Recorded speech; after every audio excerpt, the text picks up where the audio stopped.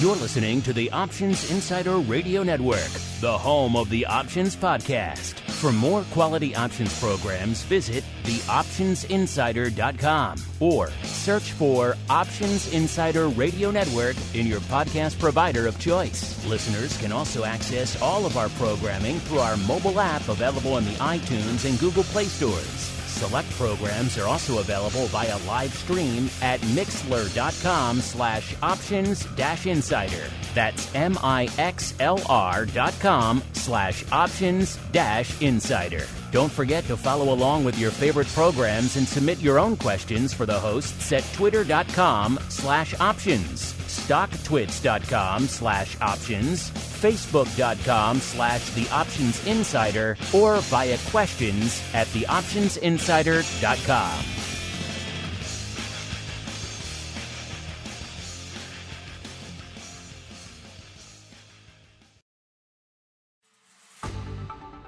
Welcome to Volatility Views, the premier program for volatility traders. Each week, we'll take a deep dive into the world of volatility with in-depth analysis, trading activity reviews, strategy breakdowns, cutting-edge education, and much more. We'll also bring you exclusive conversations with the traders, researchers, and asset managers who are reshaping the volatility landscape. If it involves volatility, then you'll find it on Volatility Views.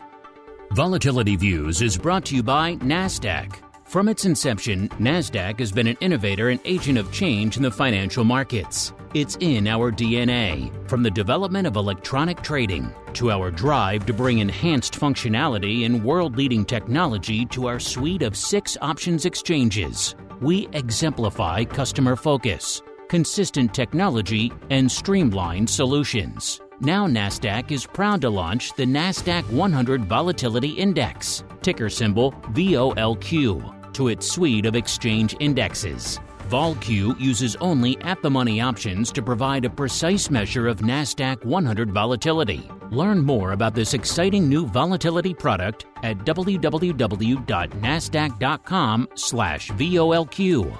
NASDAQ, leading the U.S. options market and continually rewriting tomorrow. And now, it's time to take a deep dive into the world of volatility.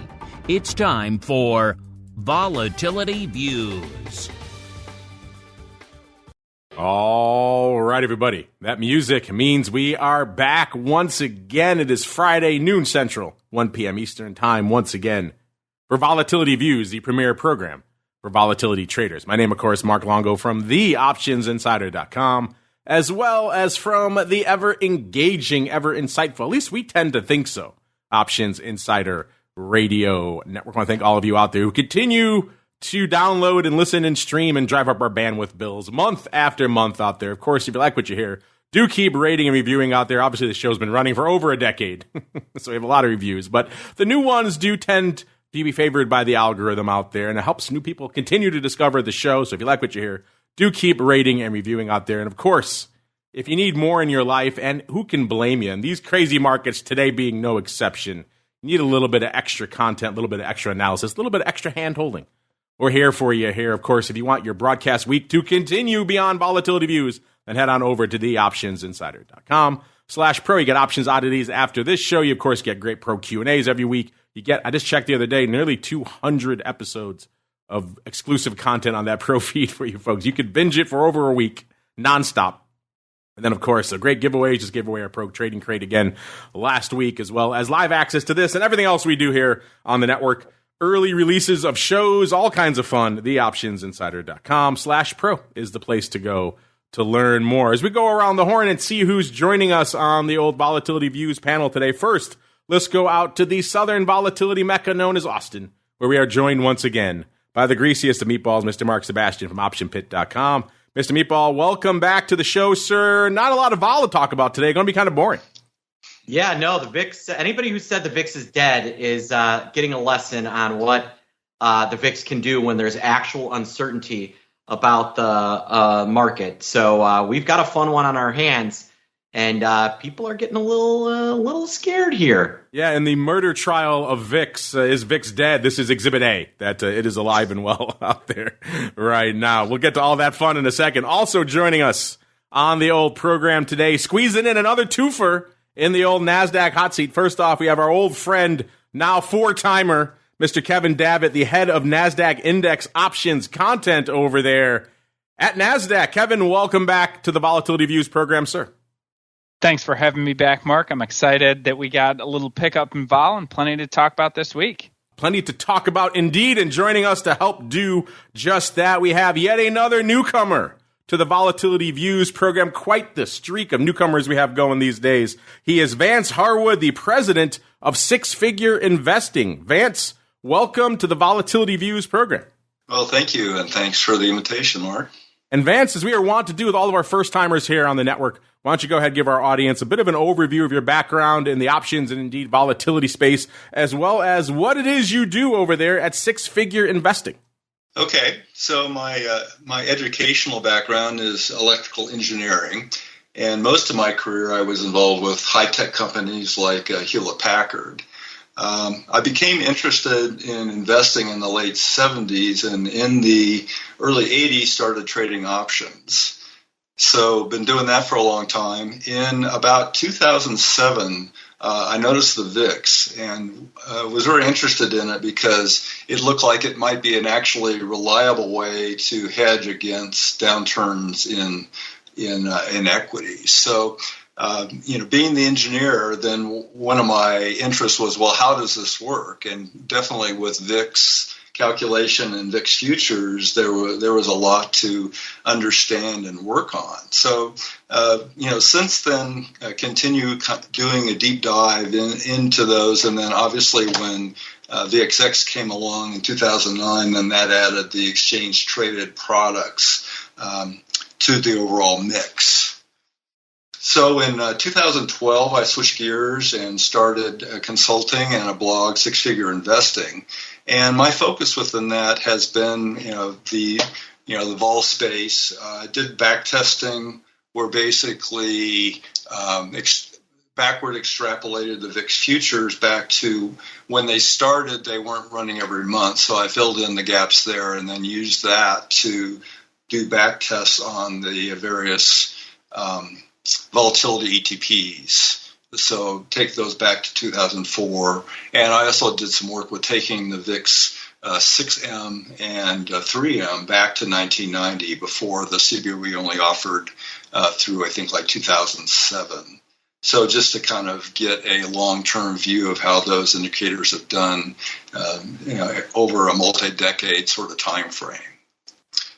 So as far as day-to-day, I do consulting, I do blogging, I manage investments for a family office, and I continue to do investigation. In addition to the vol space, I've also been looking at technologies associated with long-term forecasting, like 20, 40-year sort of time frames. All right, well, you picked a great week to join us, Van, so let's get to it. A little bit of the old volatility review.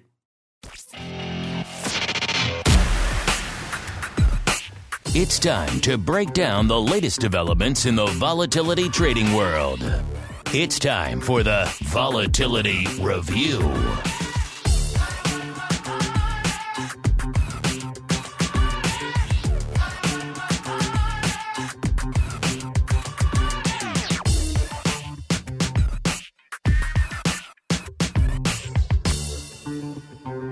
All right, everybody, welcome to the Volatility Review, the portion of the program where we do just that. We break down the week that was and indeed still is. Vol trading and trending and analysis and unusual activity, all sorts of fun perspectives. And kicking off the show here, we got a bit of a sell-off on our hands here. Listeners, of course, it is Jobless Claims Friday, and it does seem like the number spooked everybody out there today. It doesn't seem like that long ago. We were floating around the 41.5 level, then 4,100. Then it seemed like 40.5. We were kind of vacillating around that for a while. We get below it, then we get above it again, but 40.5 seemed pretty firm. Then, of course, 4,000, very important psychological level, broke through that. Then 39.5, we were vacillating around that for a while, get a little bit above it, get a little bit below it, broke through that. Then 3,900, and now we're looking at below 38.80 now coming into showtime. S&P off about a full percent now. The Dow playing the laggard off a little more than 0.2%. The NASDAQ off well over 1%, about 1.3% now. So NASDAQ, once again, as is wont to do in these types of situations, saying, hold my beer, kid, to the S&P. I'll show you how it's done. Of course, all this on the heels of some interesting jobless claims numbers coming out this morning. We had the largest rise in 5 months for weekly jobless claims out there. So we're kind of getting into one of those situations where is bad news again? Or is bad news good news? It's a lot to unpack. Continuing claims jumping by the largest amount since November of 2021. Blown away most economist estimates out there for what they were expecting today. So once again, a jobless Friday. It kind of sends the market into a bit of a tizzy. And as a result, we were joking at the top of the show. Everyone was saying for the better part of last year, man, VIX is broken.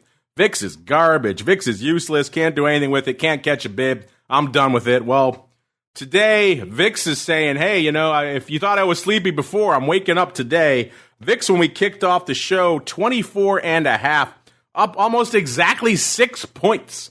5.9 points from where we were this time last week. When's the last time we talked about a 6-point pop in VIX over the span of a week? You got to go back a ways, listeners. That is a lot of vol upside, especially in this environment where, like I said, everyone's been saying, oh, vol is muted. We say it on this show. If you have calls in VIX and you get a pop, you probably want to start taking them off because the vol pops are short-lived. This week is putting the test to that theory out there. VVIX, we're just saying on the show, listeners, VVIX, the vol of vol. We were just saying, when it hits 75, watch out, because that's when things start to get a little wild, a little crazy. Chances are it's not going to hang out there for long. Well, man, did VVIX pay attention. When we kicked off the show, VVIX was back at triple digits, 100 exactly, up 25 freaking points from this time last week. So vol is getting a little frothy out there, listeners. So, yeah, I expected it to go back up, not perhaps this quickly. But that is where we are this week. And, of course, our old friend VOLQ, a.k.a. the at-the-money vol of the NASDAQ 100. No skew here, just the facts, ma'am, at-the-money vol at about a 27.20 when we kicked off the show. Up almost 4 points, about 3.85 points from where we were this time last week. All right, let's go around the horn, the opposite of the way we started. Let's go out to Vance first. As our guest, you get pride of place, sir. What is catching your eye in a tumultuous week and indeed a extremely tumultuous end to the week, sir? Well, I think, it's obviously big jump. I think one of the things that surprised me a little bit is just how hard the VIX futures bid on this, because they've been kind of underreacting to 1% down moves or 2% down moves. So the VIX futures have been reacting very strongly to this. The term structure is at flat at this point. So that's a strong move. And I also noticed the VVIX jump. That's a very dramatic move because I looked at history and I thought it seemed like it was running really abnormally low, and it has been if you look at the last couple of years. But if you look at the long term story, it's kind of been more of a normal stretch. But man, did it ever spring back up? Yeah, I can't recall. We've been doing the show for a long time. I can't recall, vol going back up to triple digits this quickly. I'm sure it has happened. I'll have to go dig into the archives a bit, but this is quite the move out there in vol of vol. Kevin, same question for you, sir. This time last week we were saying, maybe pay attention.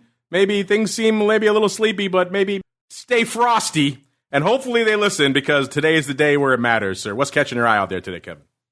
Well, pointing back to last week, something Andrew was sort of lamenting and saying he was interested in structured volatility upside exposure. Hopefully I'm not misinterpreting his words last week, but saying when the VIX is at these levels, your downside, at least in his opinion, is likely limited, and the potential for an upside move like we have seen is significant. And he was talking about structured approaches to express that outlook, and that has come to pass one short week later. What's catching my attention overall? So when I look at performance since Monday, I show the NASDAQ 100 down about 3.8%. and the S&P is down nearly 4.5%. The Q, something that caught my eye yesterday and today, is that the NASDAQ 100 has outperformed relative to the S&P 500. I think that's interesting. The small caps are getting clobbered this week. The other thing that we haven't touched on, but we likely will, is financials and the issue with Silicon Valley Bank and the potential. It's been a while since we've talked about contagion in financial markets, and not with respect to pandemics. And seeing the use of contagion in this context this week has been interesting. Whether there will be contagion, I have no idea. And then looping it back to VVIX, somebody who I've mentioned on here previously and whose work I admire, Chris Murphy, put something out this morning about the move in VVIX relative to VIX itself. And to your guys' point, there's only been a handful of occasions where you saw a bigger move in VVIX. And those were situations where VIX made even larger moves than we saw yesterday. And so the dynamic we've seen this week has been unusual. Historically speaking, vol tends to cluster.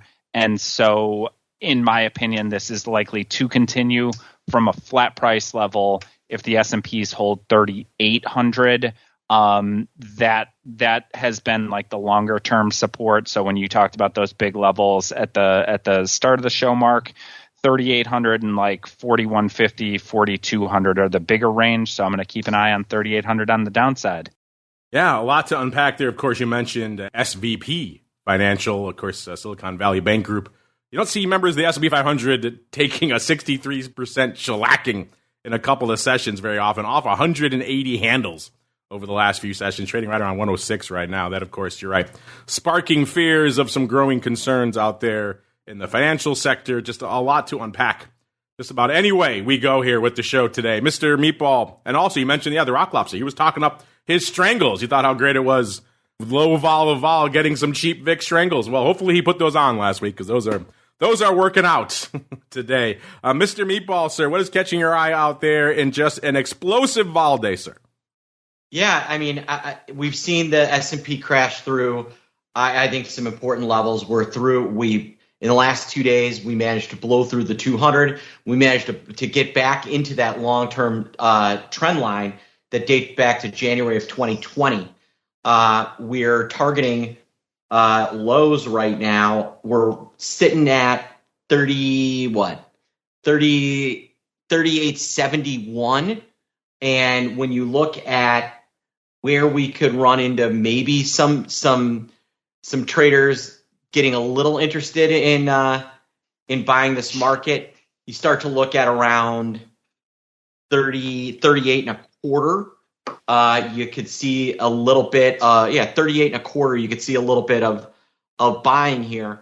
But right now, there is some serious fears around this Silicon Valley Bank, the FDIC stepping in, who's exposed to it. This is the 16th largest bank that is going belly up right now. So there is some real, I think, market risk here. And, the question is what happens over the weekend and how bad does today turn? Because it sets up for the dreaded Thursday, Friday, Monday trade that everyone's always afraid of, being bad Thursday, worse Friday, and then you come in on Monday and everything's broken. That is what we appear to be a little bit of afraid of right now, and I think why the VIX has woken up. The VIX has changed, right? It's not getting the same kind of spikes that it used to when, we get just like a big move in the S&P. But to say that it can't wake up and cascade higher when we have true market events would be wholly incorrect. And I think the point is being proven today as vol and VIX itself just continue to blow higher. So, Mark, to echo your point on the Silicon Valley Bank situation, I saw something earlier today that in terms of assets at point of failure, so the FDIC stepping in, this is the second largest one historically, and only Washington Mutual is larger. The third one, interestingly, is Continental Illinois Bank and Trust. I was just thinking about Continental Bank. You got to go back to 84 for that. And in terms of assets, Silicon Valley is like 5x Continental. So this could be a big deal. Time will tell. I also look at, I was chatting with some people earlier today, and Contagion, like Allbirds, I think had earnings, but they're getting smoked today. And some of these names that are loosely affiliated with this West Coast banking are taking it on the chin. So opportunities out there for those that can be nimble. Yeah, it's a rough day to be announcing your earnings. It's just like spitting into the hurricane at this point. But yes, a lot of interesting stuff. That SVIB, will that be the canary in the coal mine? I guess we'll have to keep an eye on that as we keep an eye also on the volatility surface. We've talked before, listeners, about how not just the front portion of the curve moves around, but also the whole curve shifts, and that's pretty much what we're seeing out there right now. Man, it shifted up. We are in another regime. In fact, we just racked it again a few minutes ago, because even between the start of the show and now, things are obviously flying fast and furious out there in the land of the volatility surface. As of a few minutes ago, we had that March future up nearly 5 handles from where it was this time last week. 4.85 handles to be precise. Again, it's been a while since we've seen things swinging that dramatically. The April future up a little over 4 handles as well. But so just a big move in the whole curve, obviously shifting up quite a bit as well. So indicating perhaps more extreme things afoot. Vance, I'm curious for you. You say you watch VIX, you watch the ETPs. Are you a big watcher of the volatility futures? And if so, what's catching your eye out there this week? Well, as you mentioned, that there's been a big up move, and the reaction to this downturn is much higher than we've seen before. I think just reading the VIX futures, they've been kind of playing the what they usually do is on a bear market is that most of the action is front loaded on the VIX futures, and then when even though the equities continue to drag down, the VIX will start decaying. So, what we're seeing this week has broken that pattern. There's definitely some bad news, and I don't know who mentioned it, but uncertainty. And I think the key thing with the VIX is the uncertainty in the VIX futures. Yeah, Vance, I was looking at this morning. I was looking at out of the money puts in the S&P that were $100 out of the money for Monday. At the time, we were trading 38.90. Mm-hmm. The 37.90 puts were $5.50 at the time. They've obviously gone up because we're lower now. Mm-hmm. Do you know where a $100 out of the money put last Friday was trading? Last Friday, we were trading about, I believe, 40.55, right around 40.55. Do you know how much a put $100 out of the money cost for the following Monday? Last Friday, just to put things in perspective for folks, 55 cents. Oh, yeah. The curve, man. Yeah, the curve has blown up. It has blown up, people. So I think that just kind of puts where we are from a risk perspective into perspective. We saw that yesterday on our TWIFO show when we were racking up all the same day paper going up in the E-mini options yesterday. And it was just people just even at the start of the day were loading up on 3,900 puts going out at the end of the day. And those were almost 100 handles out of the money then. And they were just trading fast and furious all day long. So yeah, it's been fascinating to watch the sudden willingness to take up and gobble up all that crazy downside out there. Not doing it very near dated, same day in a lot of cases. Kevin, same question for you, sir. What is catching your eye out there in the vol surface this week, sir? Anytime I see a vol curve inverted, I tend to pay attention. Generally speaking, those are the outliers. Those are the exception, not the rule. when I look at VIX or other forward volatility measures on a flat index price or cash level, 27-ish seems quite high relative to what we've grown accustomed to over the past few months. These are situations where if I had on long vol exposure, and I'm not talking my own book here, I would consider taking, half off ahead of a weekend. That would be my inclination. And so I want to see if this inversion, so we have another couple of days until the front month VIX rolls off, whether this becomes something where you see those front month futures go a couple handles over, or we remain flat or potentially, come back into contango in that month 1, month 2 spread over the next few days. So any inversion catches my attention. Where there, I would likely be taking off some long vol exposure if I had it on, and letting the rest roll. Last but not least, Mr. Meatball, sir, same question for you. Outside of the 100 handle out of the money puts, what's catching your eye out there in the vol surface this week, sir? As Kevin said, we had a pretty nice flip in the VIX curve. We went from last Friday a nice, beautiful standard contango that says all is well, nothing to see here, to now, if you throw out March, we're backward. We are in backwardation. The cash index getting near 27. March and April pretty much trading on top of each other.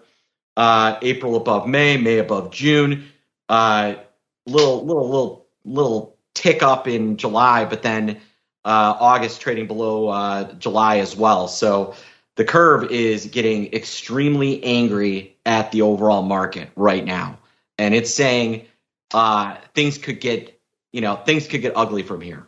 Speaking of things getting ugly, really quickly going out to our live chat, Kevin, this one's for you. You're talking about the risk of contagion.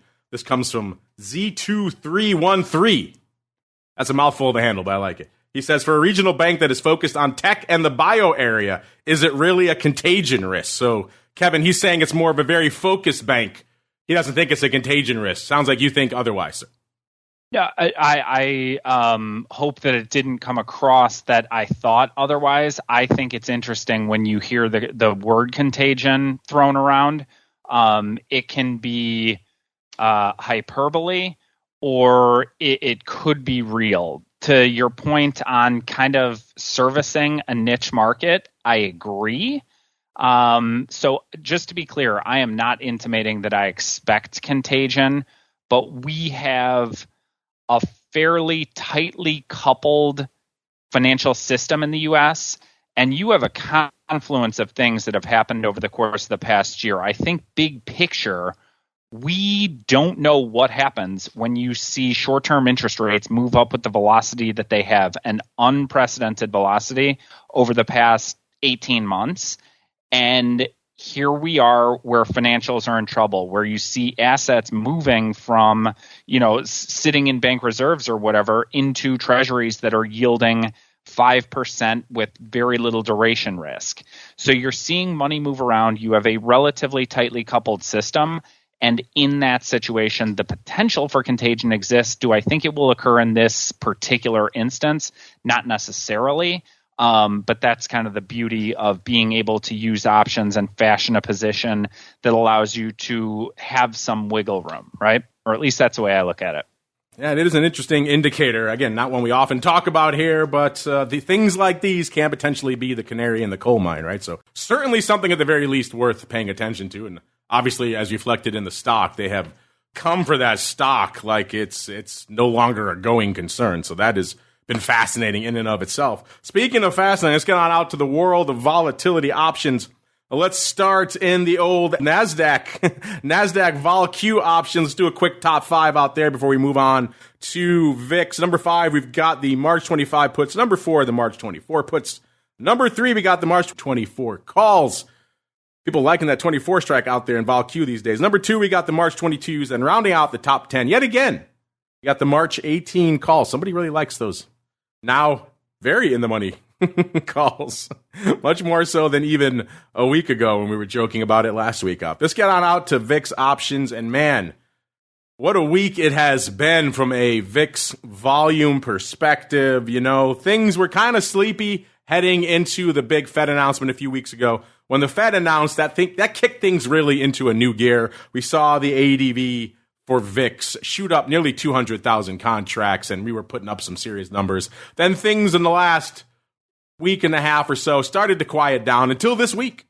And then all of a sudden we came in this week, Powell started talking again, and go figure, things started moving again. Volume started ticking up again. It's a little bit misleading. The ADV is still net down on the week, 17,000 contracts to 643. But I got a feeling after today's numbers are factored in, it's going to be a bit of a different story, because right now there are already 1.55 million contracts on the tape in VIX options. It has been, got to go back a ways till we see a day with 1.5 million contracts total, let alone by this portion of the day. That's just crazy town things, again, showing perhaps some concerns lingering out there. Let's do a quick top 10 out there, see what's open for size out there in VIX options. Then we'll break down some of this just tidal wave of paper here. Again, still 9-1 calls over puts out there. If you're looking for the put, you don't have to look very far. It's right there at number 10 yet again. 194,000 of the March 18 puts. And then that's it for puts. Everything else, all calls all the time. Number 9, 198,000 of the March 40s. Number 8, 208,000 of the March 25 calls. Number 7, 244,000 of the March 75s. Number 6, 254,000 of the March 26 calls. Number 5, 259,000 of the May 50s. Our old friend 50 Cent, is he back? If so, he's looking better than he was. I'm still not going to say the 50s are a slam dunk, but looking a little better this week. Number 4, 296,000 of the March 24s. Number 3, 300,000 exactly of the March 30s. Then we keep going. It's our old friend listeners who thought they were taking it off. No, they were adding more. Number 2, 409,000 of the June 40s. And number 1, 445,000 of the June 30 call. So that June 30, 40 call spread, listeners, still dominating the tape here in VIX land. I bet you that person feels pretty savvy right now, and yet, as we discussed on the show a few weeks ago, they could have done that better and captured a lot more of this upside move as a result. I'm sure wherever he is right now, recuperating, I think he sent me a photo of himself. He's looking a little bit better out there, the once and future Dr. VIX. Wherever he is right now, he is wagging his finger at that June 30, 40 call spread trader. He's saying, I'm not a fan of that one. Let's see what we're seeing out there from a VIX options perspective this week. Like I said, today, pretty rock'em sock'em robots day, 1.55 million contracts already. Be fascinating to see what we end up with today. Already the big dog out there, nearly 100,000, 92,000 and change of the March 30s. Our old friend, the March 30s. Number 2, 89,000 of the March 18 puts. So those two have already combined for almost as much as a full quiet day out there in VIX some days. Number 3, 87,000 of the March 25s. Number 4, we got some puts on the docket. Got 2 puts on the docket, actually. 82,000 of the March 19 puts. And rounding out the top 5 today, this may actually surprise you, 74,000 of the March 20 puts. So of our top 5 most actives today, listeners, 3 of them coming on the put side. That's kind of fascinating. Yesterday, also a banger of a day, threatening a million, not quite there, but pretty darn close. 950,000. Obviously, the big rally earlier in the session, and then the big turnaround whipsaw sell-off later in the session. VIX likes a good whipsaw, and we saw that yesterday. Nearly a million contracts on the tape. The big dog, much smaller than it is today. 59,000 of the March 24 calls from number 1, followed by 52,000 of the April 30s. Not March, but April this time. Number 3, 48,000 of the March 40s. Number 4, 41,000 of the March 21s, and rounding out the top 5, 38,000 of the March 25 calls. Going out to Wednesday, a little bit quieter day, still a pretty active day, 553,000 contracts. The big dog on Wednesday, 35,000 of the March 22s. Number 2, 28,000 of the March 26s. Number 3, 27,000 of the April 20 puts. There you go, finally get some puts back into action. Number 4, 25,000 of the April 18 puts. And rounding out the top 5 on Wednesday, 23,000 of the June 50s. Maybe somebody inspired by 50 Cent's May 50s saying, I'll take some June, to the tune of 23,000 of those. Tuesday, once again, an M handle sneaking in there, just barely. 1.01 million contracts on the tape on Tuesday. So again, when Powell speaks, VIX tends to put up some numbers. 85,000 was the big dog of the May 30s. So we're piling out to May. Also July. First size July we're seeing for a while. 83,000 of the July 34s, followed by number 3, 83,000 as well of the May 32s, followed by number 4, 83,000 as well. It's the magic number on Tuesday, 83,000 of the June 32s. And rounding out the top 5 on Tuesday, 83,000 of the July 36s. I'm getting the whiff of a vertical here, at least the July 34, 36s here going up 83,000 times.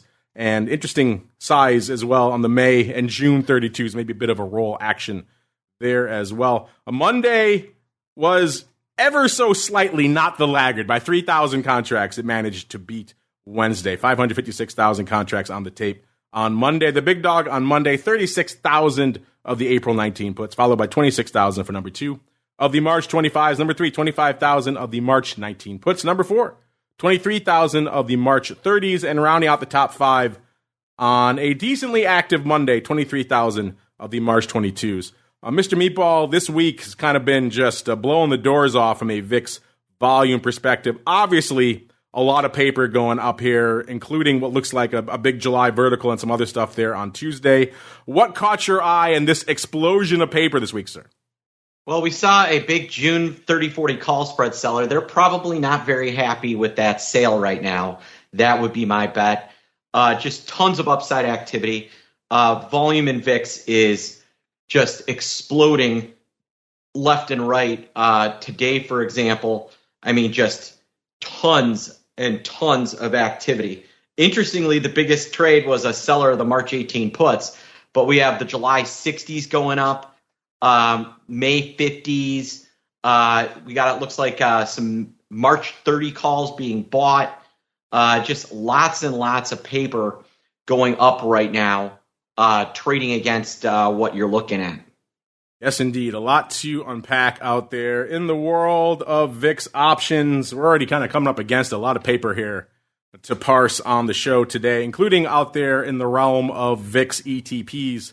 Let's get out there to the land of everyone's favorite inverse vol product. It was looking nice, was looking frothy this time last week. Really quickly, Mr. Meepo, I know you're talking about, what was it, the March 17s. Those are looking pretty good. How do those fare for you in SVIX, sir? You know what? I'm really glad I sold my last batch at $2 because they would be set to be going out worthless. And that is what I'm looking at right now. So always pays to be quick on the trigger finger. Trade. I'm glad I got out. Yes, it was good timing on your part. Always pays to be deft. We say it all the time on the show. It pays to be deft on the trigger finger on the calls in the vol space. Vance, you said you look at a lot of the ETP universe out there in the volatility space as well. I know products like SVIX, they're somewhat controversial. Some folks love them. They extol their virtues all the time here on the show. Other folks think they're the worst thing to ever happen to the market. They look at Volmageddon in 2018 and think how many people got wiped out with them, and they think they never should have been brought back to the market. Which side of the fence do you fall on when it comes to products like SVIX there, Vance? And then B, what's catching your eye out there in the world of inverse vol this week? Okay, so with regards to SVIX and UVIX, I believe that these ETPs address the fundamental problem that blew up the leveraged funds in 2018. So, you know, and I spotted this problem in 2012, looking at leveraged funds, and just realized that when these funds were doing their end-of-day rebalancing that they have to do, that both the long and the short funds are having to rebalance in the same direction. So, you know, I saw this problem and was really concerned about it as the AUMs grew on these products. So I was shocked at how the VIX futures went into a liquidity hole. You know, I did not realize it was going to have that kind of magnitude. But, you know, just summarizing, I think the design of SVIX and UVIX, because it spreads out the rebalancing, it deprives anybody that's trying to front run of the information of when those funds are going to go. And then the CBOEs make some improvements too. They've added a volume weighted 30-second period to the close, and they also moved the settlement time from 4:15 when after all the equity markets were closed, and moved that back to 4 p.m. Eastern time. So I think that helped the robustness of that market also. SVIX not looking robust from a price level perspective today. Coming into the start of just this segment here, 13.5 down 4.6 handles from where it was this time last week. This time last week, it was threatening new all-time highs north of the 18 handle. Now coming right back down for size, listeners. Speaking of size, it seemed like today was maybe the day where SVIX was going to maybe find its groove and kick into a higher volume tier. The ADV ticking up this week is up to about a little over 1,000, which doesn't sound like a lot when you talk about these other products that are doing millions of contracts here. But for SVIX, that's pretty decent. And then today, we already had about 2,000 contracts up at the start of the show, 2,200. I thought, okay, this is it. This is the day we're going to see 4,000, 5,000, 10,000 contracts or more on SVIX. And yet, it seems they have quieted down about 2,657 contracts on the tape right now. So there was an early surge in SVIX. Maybe things calming down now. Before we get to that, let's just do a quick top 5 out here in SVIX. Number 5, we've got about 600 of the June 13 puts, followed by number 4, also 600 of the March 10 puts. Number 3, 800 of the June 11 puts. Then we get to some larger positions. Number 2, 1,100 of the March 25s. And the number 1 size position still in SVIX, 1,500 of the March 8 puts. Today, the most active contract out there, the June 13 puts, going up 428 times. And then the June 18 puts 400 times as well. So maybe a bit of some vertical action going up out there today. So perhaps not the tsunami of paper I thought there might be out here in SVIX. Mr. Meatball, when you're not busy unloading your SVIX upside, anything else catching your eye out there this week? Yeah, these ETPs are blowing up. VXX picked a good time to reverse split. It's up 20% today. Trading $56.60. Huge move there. UVIX is up a whopping 37.5%, trading $26 now. It's actually above its reverse split price. Even UVXY is up 28% right now. Nice little move, threatening the $7 level. It would be a lot more fun if they'd already pushed through a reverse split. So you've got some fun stuff there. Our old friends Convexity shares, SPIKEX, it's up 17%, and Spiky, remember Spiky? It's up almost 27% as well. So the Spikes future is definitely continuing to show some teeth as well. Good old Spiky. Everybody loves Spiky. Glad to see it's putting up some underlying movement numbers. I'll have to check the volume out there as well. But good to see things are at least moving out there. Speaking of moving, you mentioned our old friend UVIX. They reverse split a while ago, and we saw it back down to a mid-teens this time last week. And then this week, just going right back up through that reverse split level and then some. A 26.30 as of a few minutes ago, up almost 10 handles, 9.8 handles right now. So, man, UVIX, when it wants to, when it gets the bit in its teeth, it can move. 23,000 contracts on the tape today. The ADV is only 4,500. So I was thinking maybe today is the day for SVIX, but it looks like today might be the day actually for UVIX. Let's look really quickly, see what's lighting it up out there today. The big dog today, nearly 1,000 of the April 17 puts. So that's a good chunk of volume right there. Followed by about almost 1,000 as well of the March 39 calls. Those would have seemed ridiculous. These are March. So they do still seem a little ridiculous, but they would have seemed absurd a week ago. Now the March 39 sound a little bit less absurd. Let's just put it that way. And also 800 of the March 16 puts. So we got paper pretty much all over the place out there today. Let's look at the top position, see what's open for size out here in UVIX. And again, not a ton, so it's starting to grow, though. So let's do a quick top 3. Number 3, 1,000 exactly, which is interesting, of the March 8 calls. These are some of the pre-split adjusted strikes still, the good old UVIX ones. Number 2, 1,100 of the March 25s. These are end of month March 31st, so that's interesting. And then rounding out the top 3 here in UVIX, 2,500 of the March 25 calls. VANCE, I know you mentioned SVIX and some of the adjustments. Do you have a big use case for UVIX, kind of its sibling product? This is a product you watch a lot? Well, I think the use case for UVIX is on the options really is if you're looking to catch an equity blow off like we're seeing right now. And I think the use case that's really interesting is that UVIX, I mentioned rebalancing before, but when you have a trending market like this, these leverage funds can outperform their leverage factor. And the reason for that is they're essentially piling on the cash when I think UVIX went up 20% yesterday. And so the issuer of this has to dump a bunch of capital into these funds so that the next day's performance will match the leverage function. So I don't know how many millions of VIX futures contracts. I'd have to look up the numbers, but there were a bunch of contracts that were added last night at close, so that positioned UVIX to outperform its index today, which I'm sure if you look at the last 2 days, it's done better than 2x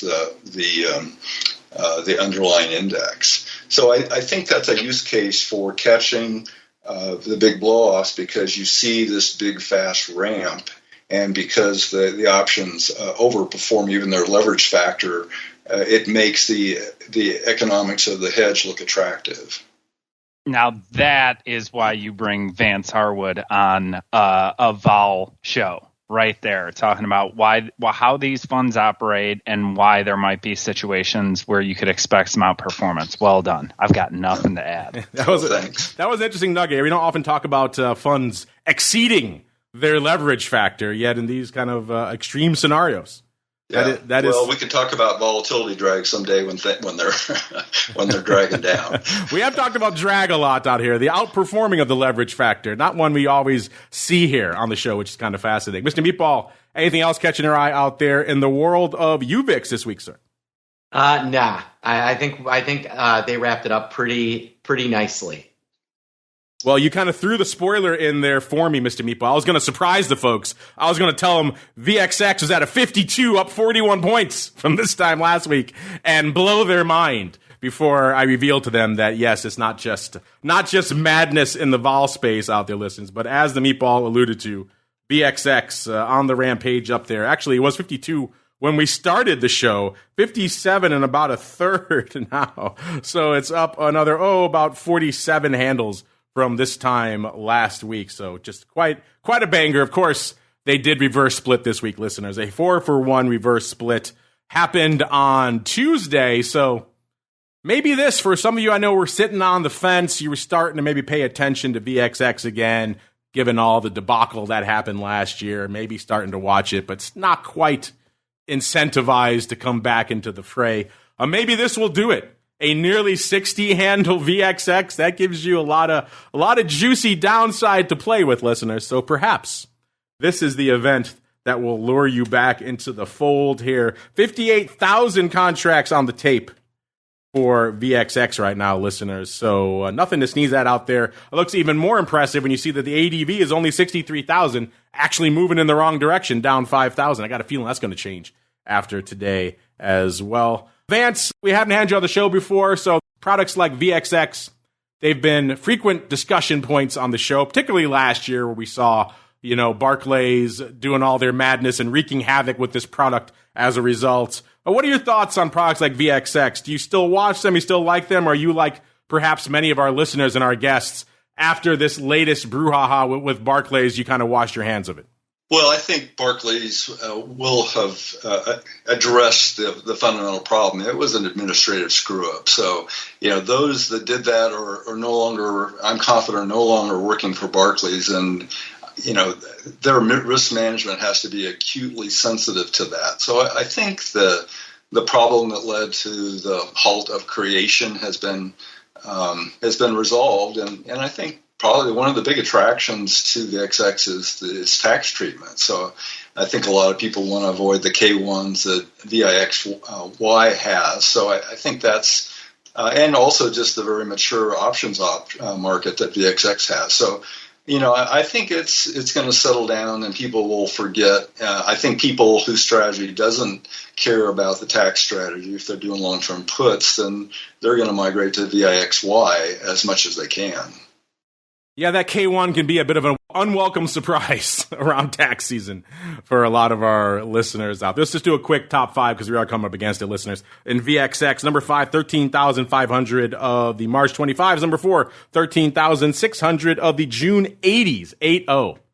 That's a good one. Number 3, 14,000 of the March 15s. Number 2, 15,000 of the March 11s. And the top size position in VXX right now, 17,500 of the March 20s. I got a feeling after today's action, some of that may change. The big dog today, nearly 3,000 of the April 13 calls. Mr. Meatball, anything catching your eye out there in the beloved, I know your favorite vol product, VXX? Yeah, it's busy today, isn't it? That'll happen when you're up 20 points or when you're up 20%. It is definitely starting to reactivate a little bit. And again, it's an important one to watch because it really does give you a look at what the 30-day blended future is doing, and the 30-day blended future is up a lot today. And Vance, it is almost crystal ball time, so it's almost time for the most difficult, the most dangerous portion of the show. But before we get into that really quickly, I know you mentioned there are perhaps some new vol products on the horizon, including something I should say coming out of the SVIB based around gamma, sir. What's catching your eye out there?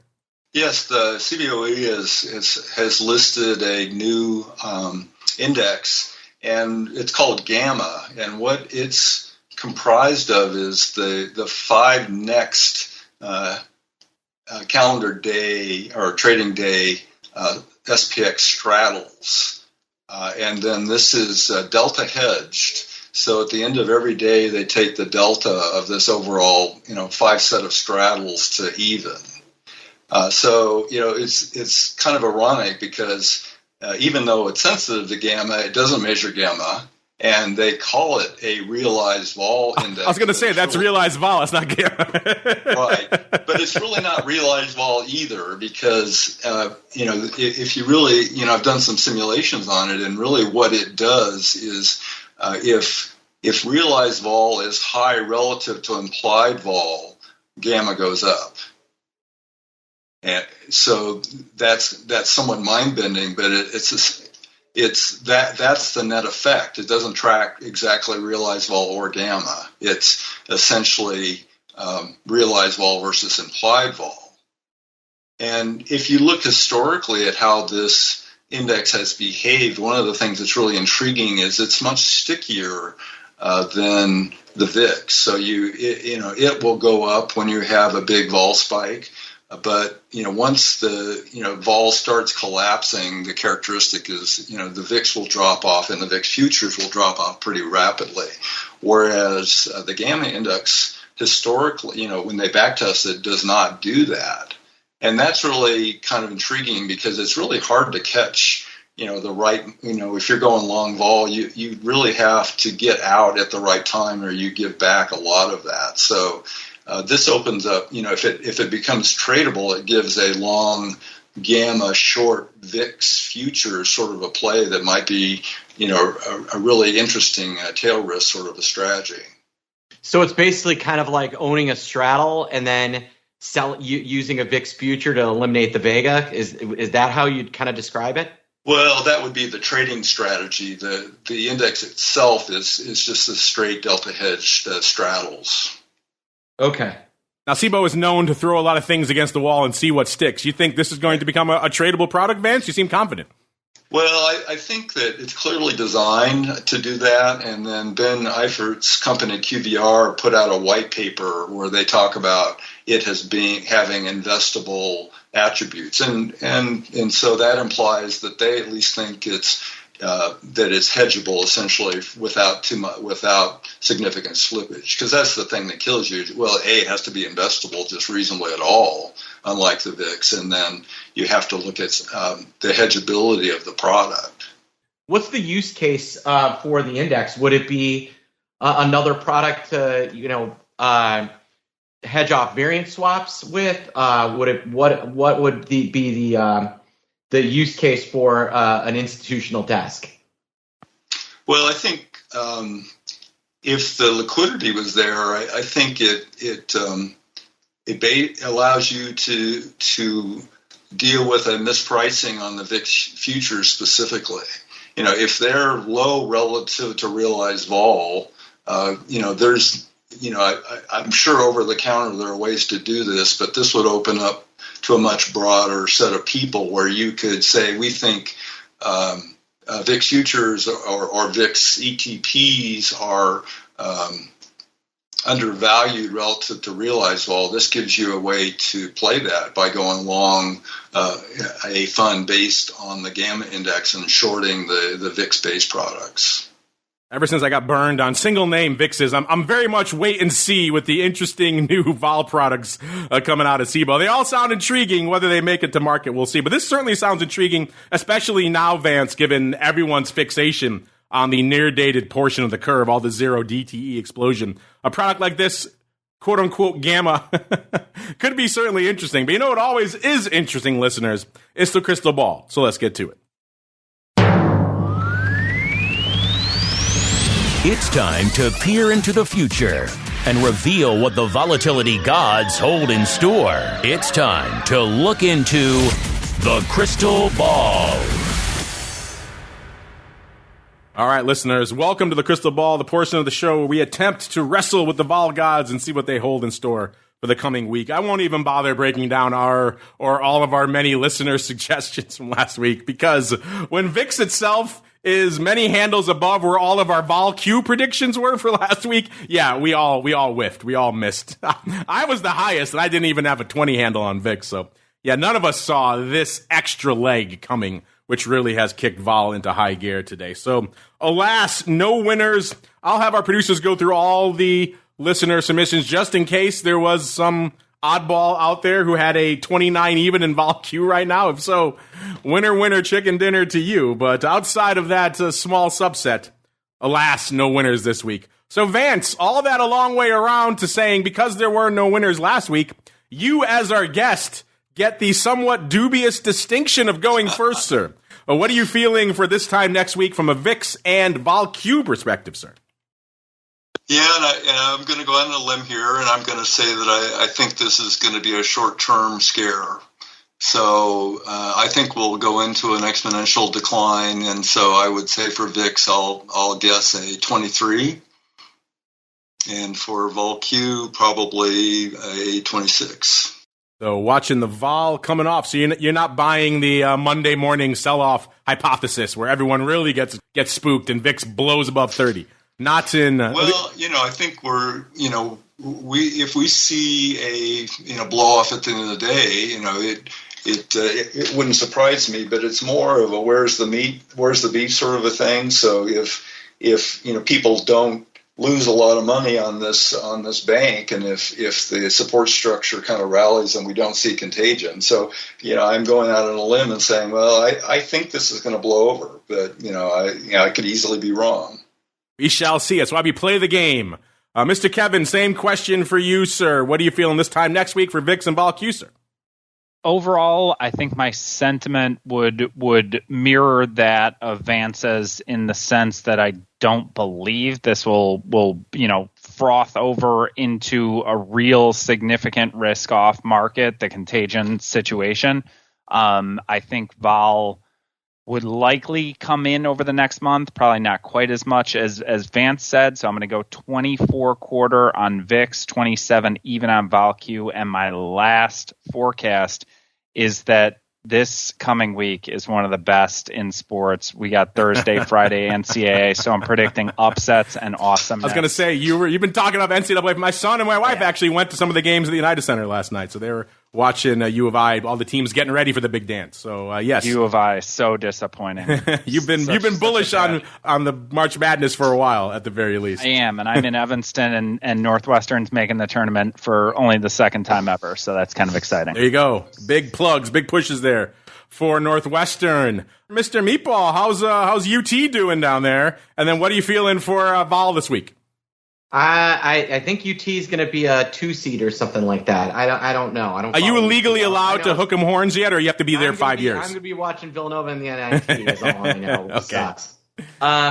But if they're all, Mark, have you guessed yet? I have not, sir. All right. So if they're all saying lower, I got to go higher, right? Totally. I'm going to go 29.92.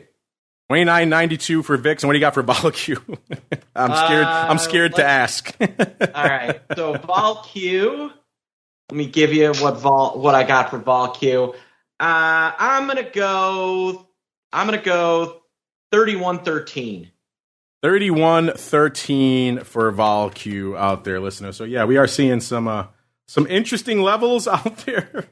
VIX and VOLQ kind of threatening each other right now from an overall value level. Intriguing stuff. All right, so last but not least, because we are coming up against it here, listeners, we got to get rolling on with the network. Let's go out here for myself. Everyone's feeling a lot less. I'm not feeling as much less as the rest of the people out here. I'm going to say 26.25 for VIX and VOLQ.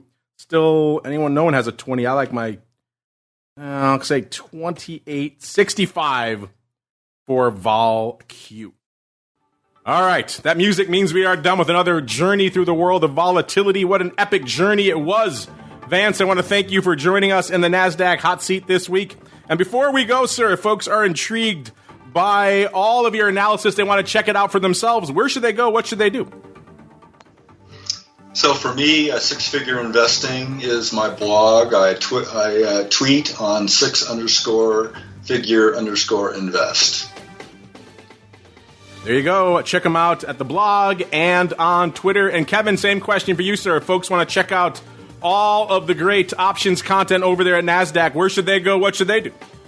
I'm going to reinforce Vance's Twitter. I'm not super active on social media, but I have valued his Twitter content for quite some time.